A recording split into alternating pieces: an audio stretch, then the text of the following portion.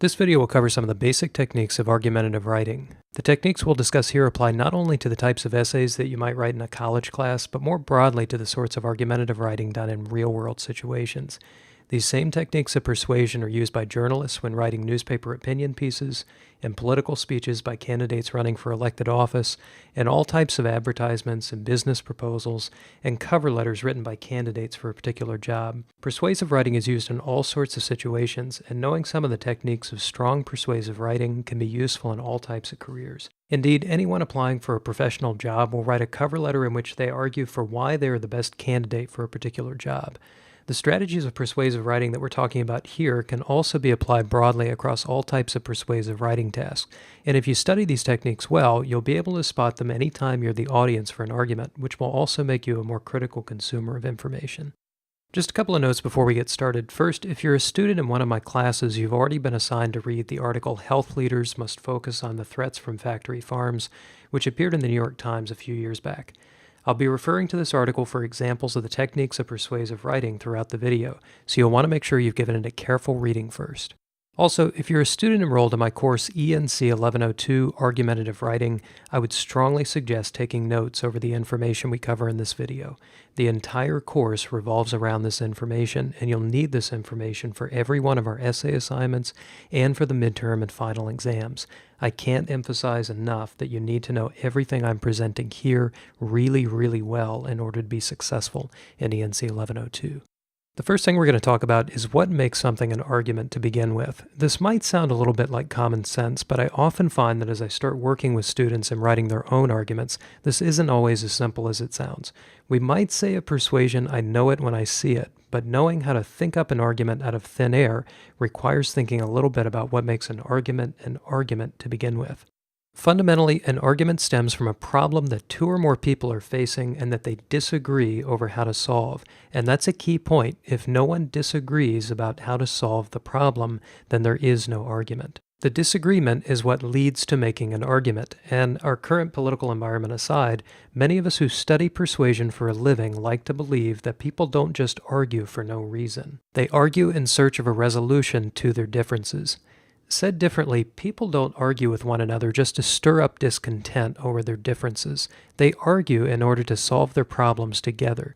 And this applies to arguments between large groups of people over very important national and international issues, and to common everyday problems faced in communities, workplaces, or even interpersonal relationships, including a couple deciding where to go for dinner, a candidate for a job arguing that she should get that particular job, community members arguing for police to wear body cameras, or people throughout the country writing to their legislators, advocating for stricter gun control laws to prevent mass shootings. And one thing that we know with relative certainty is that good strategies lead to stronger arguments that are effective in accomplishing their purposes of addressing problems and resolving differences over how to solve them. And as a good college student, you should now be asking the question, how do I know what makes an argument good? To answer this question, we need to talk briefly about the study of rhetoric, the field of study that deals with argument and persuasion. For many, the term rhetoric has a very negative connotation. We often associate rhetoric with someone trying to persuade people to do something for their own personal benefit, or with some ill intent in mind. We might think, for example, of politicians concealing their misdeeds, advertisers making nonsensical claims about their products, or defense attorneys saying whatever they can to free an obviously guilty person. And all of those things are examples of rhetoric. But rhetoric also includes the public speeches of great social reformers like Martin Luther King, the scholarship application that a college student writes, and the presentation that the founder of a startup makes when seeking funding from investors. Writing some 2,300 years ago, the Greek philosopher Aristotle defined rhetoric as the ability in each particular case to see the available means of persuasion. Put differently, the study of rhetoric is concerned with finding out what will make an audience accept the proposed solution to a problem. One thing that's worth noting here is that the study of rhetoric is really old. Scholars of rhetoric have been working for a very long time to figure out what makes arguments persuasive, so there's a ton of information about how exactly to persuade an audience effectively. And just to put that in perspective for a moment, that means that the study of rhetoric is older than science, Shakespeare, Christianity, and the Roman Empire, just to name a few. If you're going to say that you've taken a class in argument and persuasion, I think it's important that you come away knowing the names of the two most important figures in the field of rhetoric. The first is Aristotle, who lived between 384 and 322 BCE in Athens at the height of the Greek Empire. During his life, he was an early philosopher, which is the field he's most closely associated with today, but he was also a politician and the world's first rhetorician or scholar in the field of rhetoric, authoring the first important book on the subject, appropriately titled Rhetoric. If you really want to study the art of persuasion seriously, start by reading Aristotle's Rhetoric. A simple Google search will turn up a free copy very quickly. Aristotle is kind of the rock star of the field of rhetoric. He's by far the most important figure. That's a picture of Mick Jagger, by the way, with Aristotle's head superimposed over it. I thought it got the point across. Anyway, one of Aristotle's biggest contributions was to theorize a structure for arguments that still has relevance today. He taught that a writer or speaker making an argument should first begin with an introduction in which he or she draws the audience in and makes them care about the issue, followed by a statement that explains some background information about the issue, followed by a section in which the speaker or writer explains all of the possible solutions to the problem before actually getting to the speaker or writer's own solution and explanation for it. The other important thing that Aristotle figured out was that strong arguments often do three things. They clearly explain why, logically, the proposed solution is the best solution and why the audience should accept it. He called this concept logos. He also said that in a strong argument, the writer establishes her or his credibility, giving the audience a reason to trust her or him as a reliable source of information. This he called ethos. And finally, Aristotle found that strong arguments also produce an emotional reaction in the audience. This he called pathos. Later in the video, I'll be talking more specifically about how exactly argumentative writers accomplish each of these three things. The other name that I think you should hear in a persuasive writing class is Cicero. He lived from 106 to 46 BCE in Rome at the height of the Roman Empire. He was a lawyer and a politician, so most of his life was spent studying and formulating arguments. Cicero is still studied in law schools today, and much of what he taught still remains influential in the study of rhetoric. One of Cicero's important contributions was to break away from Aristotle's idea of laying out all the possible arguments and to focus instead on the speaker or writer just proving the soundness of her or his solution to the problem. Cicero also found that arguments are more convincing if, after stating one's own argument, the speaker or writer addresses arguments of those who disagree with her or him and clearly explains why she or he does not accept them, which we'll discuss in more detail later in this video. Of course, the art of persuasion has evolved a lot in the 2 millennia since Aristotle and Cicero lived, but certain elements do remain the same. People no longer follow a set of prescriptions for what to do first, second, and so on in making an argument, but there are a few elements that just have to be there in order for something to be called an argument. The first is a clear problem that a group of people is facing, which we will refer to as an issue. Second, the writer or speaker must offer a solution to the problem, which we'll call the claim. And finally, the speaker or writer must provide some form of clear evidence that the audience will accept as proof that the claim, the solution, will indeed solve the problem at issue. We'll spend a little time now looking at each of these three essential components of an argument. First, we'll define the term issue as a problem that 2 or more people are facing, which forms the basis of an argument. In order to be an issue, there must be disagreement among reasonable people about how to solve the problem. As we move forward, it may be helpful to state issues as questions beginning with the word should. Here are 3 examples of issues. One is, should the WHO leadership take action to eliminate factory farms? That's the issue that the assigned reading was responding to. Another is, should police officers be required to wear body cameras? That's become a major national issue recently. And a final one is, should cities ban the sale of public parks to private developers? That's particularly become an issue here in Tallahassee as people in our city government have begun selling land set aside for parks to companies that want to build housing developments on them. The second essential element is the claim, which we'll define as a statement about how a writer or speaker proposed to resolve the issue. Know also that the claim must make a clear connection between the problem and the solution. Here are examples of claims for each of the issues we just looked at. The WHO should take action to stop the practice of factory farming. Federal law should require all police officers to wear body cameras. Cities should pass laws to make it difficult or impossible to ever sell public parks to private developers. The third and final essential component is evidence, which may sound self-explanatory, but we'll define it as facts and ideas readers cannot disagree with, even if they disagree with the argument in its totality. Evidence can be composed of anything the audience will accept as proof of the claim, but evidence in support of a claim can often be classified into four categories: data, irrefutable facts, expert testimony, and anecdote. We're going to talk about each one of these four categories of evidence separately. First, just to be clear, we'll define data as the findings of researchers published in recognized academic journals. It's also certainly worth noting that data is considered among the most persuasive forms of evidence in modern times. We're kind of a data-obsessed society now with the advent of digital technologies that can measure pretty much anything and everything in painstaking detail.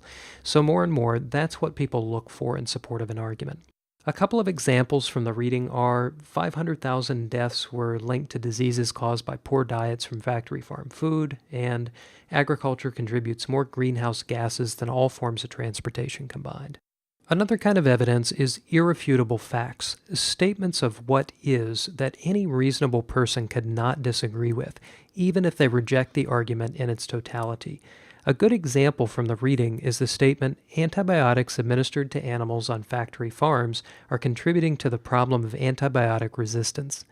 That's a fact derived from research. It's what medical scientists say, and even if someone disagrees with the argument, they can't argue with an established fact. And tying established facts to a debatable claim is what makes an argument compelling. A third kind of evidence is anecdote, or personal story. A lot of students have been told over the years that they're never allowed to use their own personal experience or even the pronoun I in their academic papers. And of course, in certain academic papers, that's the case, but not always. When writing an argument, a personal story can be very persuasive. It can also make the reader or listener feel strong emotion, which is one of the devices Aristotle theorized as making an argument especially persuasive. For example, in writing an argument about the need for greater gun restrictions, telling a story about someone the writer knows who is affected by gun violence would make for compelling evidence. A final kind of evidence we'll talk about is expert testimony, which we'll define as the opinions of recognized experts in fields allied with the issue under discussion. Often found in arguments these experts have written on the same issue. For example, if someone were writing an argument about the recent tax cuts, she might use the following sentence. Former Labor Secretary Robert Reich stated in an interview with the New York Times columnist David Brooks that recently adopted tax policies are likely to result in lower wages over the long term. And a person writing about the recent issue of injuries in youth sports might include this information as part of the evidence. Dr. Benedict Omalu, the physician credited with discovering the tragic brain disease chronic traumatic encephalopathy, has called for an outright ban on youth football. Now this is where things start to get complicated. This next concept is one of the more challenging concepts to understand in argumentative writing. When a writer provides some form of evidence, that evidence must be logically tied to the claim in order for it to be persuasive, and that connection between the claim and the evidence is known as warrant. We can think of warrant as a logical bridge that connects the evidence to the claim. The warrant may or may not be stated explicitly, and often it is implied, but it does need to be present in some form. To illustrate the concept of warrant, I'll use a few lines from a student paper from a few semesters ago. The student's claim was, "It is time that our country makes mental health care free and accessible to all in order to not only improve well-being, but also to save money over the long term." One item of evidence she provided was, David Kopel affirms the importance of providing free access to mental health care will save money for the whole society when he writes, over the past half-century, mental hospital capacity has dwindled while prison and jail capacity has vastly expanded. And the excellent warrant which she explicitly stated right after this quote was, despite the fact that the initial care is more expensive, the long-run payoff is much more substantial due to the reduced rates of incarceration of the mentally ill, tying that quote from David Kopel back to the claim. Now we're going to talk about what happens if an argument fails to provide a clear warrant between the evidence presented and the claim. What results is known as a logical fallacy. It's important to know that logical fallacies severely weaken a writer's argument, and they can be categorized into a number of types. In fact, there are over 300 different types of logical fallacies. Mercifully, we'll just look at 8 of them. The first is called the Ad Hominem Fallacy. This occurs when an attack on the character of those who argue the opposite position is offered as evidence in support of one's claim. One example is if a politician says something like this, and I suppose I'm getting a bit racy here, but this video is aimed at college students. We're all adults here. The biggest advocates of family values are people like Congressman Mark Sanford, who ran off to Argentina with his mistress telling his staff he was going on a hike. Here, instead of attacking the substance of family values policies, the writer simply attacks those who favor them, which doesn't offer any evidence in support of the claim. A second example is the claim that the Parkland High School students speaking in favor of gun control are just paid actors. Instead of attacking these students' ideas, opponents attack their character by saying they're only saying what they're saying because of a false perception that they're being paid for their activism. The second logical fallacy we'll look at is the bandwagon appeal, which is when a writer urges readers to agree with a claim simply or primarily because others agree with it too, as occurs in the following examples. Because they are the fastest growing segment of the car market, it is clear that hybrid cars are superior at fighting pollution. Hybrid cars may very well be a good thing, but just saying that they're popular doesn't prove that. And we often hear evidence for arguments made by special interest groups, such as the NRA, stated this way. 67% of voters support laws permitting the open carry of handguns. You should too. In effect, people don't respond very well to arguments that simply say, everyone else is doing it, so should you.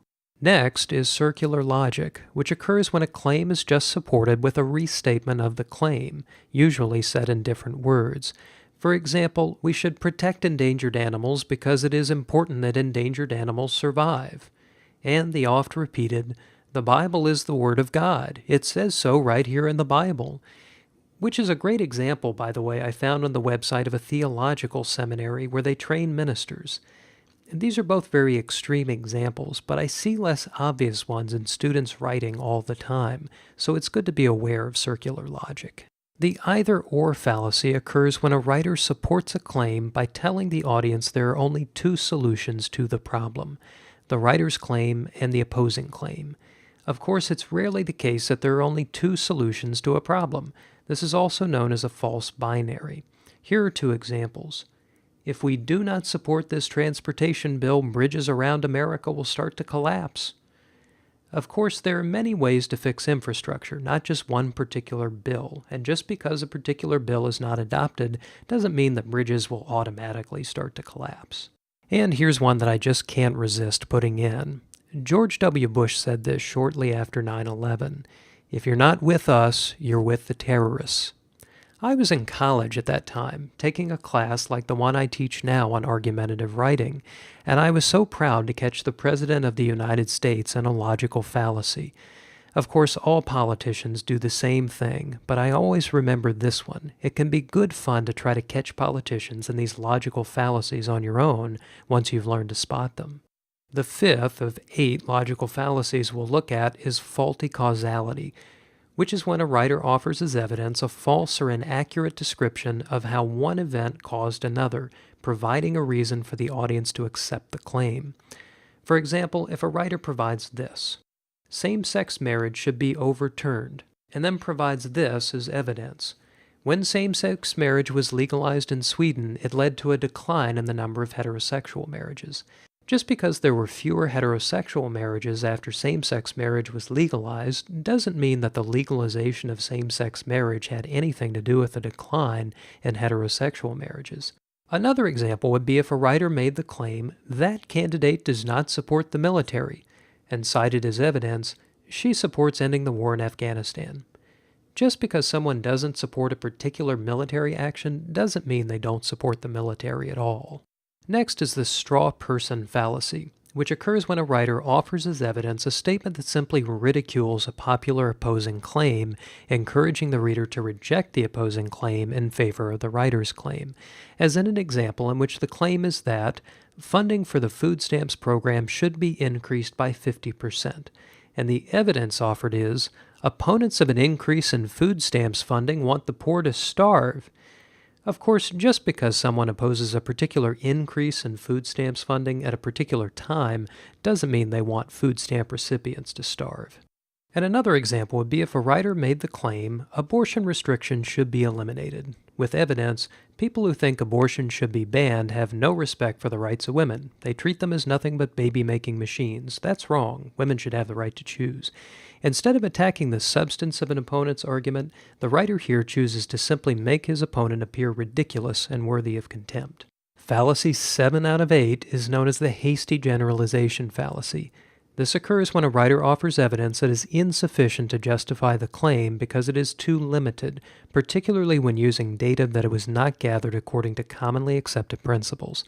So, for example, if a student writer were to make the following claim, TCC should lower its tuition by 20%, and then offer as evidence that an informal survey of 20 students found that 76% agreed tuition is currently too high, that evidence would be far too limited to draw a conclusion that tuition should be lowered by so much. Another example would be if a writer made the claim, people should have the choice whether or not to vaccinate their children because vaccines have been shown to cause autism, and offered the following evidence. This lady I know said her son got autism right after he was vaccinated, so clearly that's what caused it. That would not really offer any support since it's just what one person said, and that's not very convincing. The final logical fallacy we'll look at is known as the slippery slope fallacy, which occurs when a writer offers as evidence the idea that a particular solution to a problem, often an opposing claim, will inevitably lead to a certain conclusion. For example, the claim that taxes should not be increased on corporations is supported with the evidence, if taxes on corporations are increased, many corporations will leave the country and widespread unemployment will be the result. There's not a strong enough connection between that claim and that statement of evidence to make it persuasive. And another example would be to make the claim, marijuana should forever remain a banned substance with criminal penalties imposed for possession, and offer in evidence, legalizing marijuana will lead to the legalization of heroin and cocaine, so it's clear we must not ever make marijuana legal. There's just not enough information, at least based on what's presented here, to say that the legalization of marijuana would inevitably lead to the legalization of heroin. So now that we've talked about the essential components of an argument, the things that absolutely must be there, we'll talk a little bit about some of the optional components of an argument, things that are not necessarily essential, but that are good to also have and that make an argument more persuasive. The first optional component is background information, providing an explanation about how the problem arose, who it affects, and why it's important. In providing background, a writer often seeks to make readers care about the problem and why it's important to the writer. Often, background information is provided toward the beginning of an argument, which is the case in the assigned reading. The authors start out by providing that history lesson about the way that modern industrial agriculture evolved so that the audience will understand why the authors think that agriculture should be changed. It doesn't provide evidence directly for the argument. It just helps the audience understand why they're making the claim in the first place. The next optional component is counterargument and refutation. As we saw earlier, the idea that a strong argument should respond directly to those who disagree with it goes all the way back to Aristotle and Cicero, and it's still a good idea for the writer of an argument to address those who don't accept her or his argument. I'll take an example of counterargument and refutation from an article I often share with my classes that argues the case for providing free college tuition to all, regardless of income. The claim for this argument is college should be provided free of charge to all citizens regardless of income or need. The counterargument provided is that some might object that average Americans should not have to pay for students from wealthy families to go to school, and the refutation is, but certain things should be guaranteed to all Americans, poor or rich. It's no coincidence that some of the most important social programs in our government's history, like Social Security and Medicare, have applied to all citizens and not just to those struggling to make ends meet. Another optional component, though it's a very good one to include, is doing things to directly build what Aristotle called ethos, which we'll define as the ways in which a writer establishes credibility, inspiring in the reader confidence in the writer's trustworthiness, so that the writer is taken seriously and the audience listens to the argument. It's important to note that ethos is established at the micro level through the selection of particular words and phrases, and through presenting the components of logos in a way that inspires confidence in the audience. So ethos isn't necessarily found in a particular paragraph in an argument, it's much more specific than that, and there are a couple of specific things that a writer might do to build ethos. One of those is building common ground with the reader, even if the reader disagrees with the argument. Building common ground means encouraging your audience to think about ideas, beliefs, and values that you hold in common. This can enhance your perception of trustworthiness. This can be especially helpful when writing to an audience that may not agree with your claim. There's a good example of this found in the article arguing for providing free college tuition. The author attempts to build a common ground with readers by making them think about the things that are already provided to everyone free of charge, regardless of income, things that most everyone would agree are good and worthwhile. To do this, the author says, "We all help pay for our local high schools and kindergartens, whether or not we send our kids to them. And all parents have the option of choosing public schools, even if they can afford private institutions. Free primary and secondary schooling is good for our economy, strengthens our democracy, and most importantly is critical for our children's health and future. Educating our kids is one of our community's most important responsibilities, and it's a right that every one of us enjoys, so why not extend public schooling to higher education as well?" Another way of building ethos is to establish a trustworthy tone, balancing the need to put forward a persuasive argument forcefully with the need to maintain a tone that is calm, cool, civil, and respectful. The author of the argument for tuition-free college does this by calling attention to all the tax dollars transferred to the oil, gas, and financial services industry without using any of the usual heated language often used when talking about this topic, like greedy bankers and selfish millionaires and billionaires. This is how he does phrase it. "If the nation can provide hundreds of billions of dollars in subsidies to the oil and gas industry and billions of dollars more to Wall Street, we can afford to pay for public higher education. A tax on financial transactions like derivatives and stock trades would cover the cost.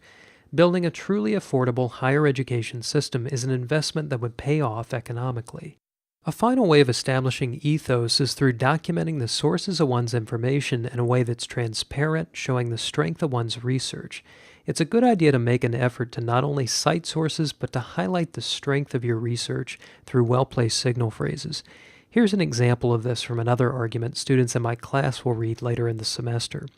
The claim of this argument also has to do with industrial agriculture, and here's one line from the evidence that points out the source of the information is Time magazine, a fairly well-respected media source.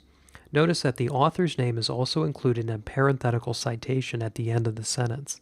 The final optional element we'll discuss here is what Aristotle called pathos, which we'll define as inspiring in the audience strong emotions regarding the issue and your claim. Pathos is the most discreet of the rhetorical devices and is often accomplished through the manner in which the evidence is presented. And I'm just going to make some general points about pathos here because you don't want to overuse these appeals to emotion in the arguments you write.